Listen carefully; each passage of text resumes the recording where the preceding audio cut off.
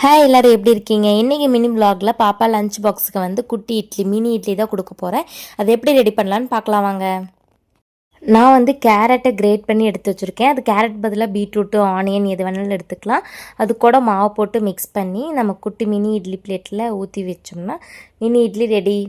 Morning பிரேக்ஃபாஸ்ட்டுக்கு 2 பெரிய இட்லியும் குட்டி இட்லியும் ஊற்றி வச்சுட்டு பாப்பா போய் பார்த்தா அவள் ஹோம்ஒர்க் எழுதிட்டுருக்கா. ஆனால் மிஸ்ஸு ஹோம்ஒர்க்கே கொடுக்கல, மெசேஜும் பண்ணல, நோட்டில் எழுதி கொடுக்கல. ஆனால் இவன் எழுதிட்டு வர சொன்னாங்கன்னு சொன்னால் சரி எழுதிட்டு போன்ட்டு எழுதிட்டு இருந்தாங்க.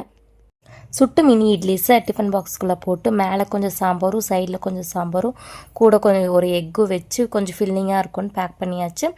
ஸ்நாக்ஸுக்கு வந்து ஆப்பிளும் மேங்கோ கொஞ்சம் ட்ரை ஃப்ரூட்ஸு, ஜூஸுக்கு வந்து சாத்துக்குடி ஜூஸ் இதெல்லாம் போட்டு எல்லாம் பேக் பண்ணியாச்சு. அப்பாடா, ஆஃப்டர் 7 days இன்றைக்கி 8th day பாப்பா சிரிச்சிட்டு ஹாப்பியாக பாய் சொல்லிட்டு போகிறான். ஓகே, நாளைக்கு மினி விலாகில் பார்க்கலாம். பாய்.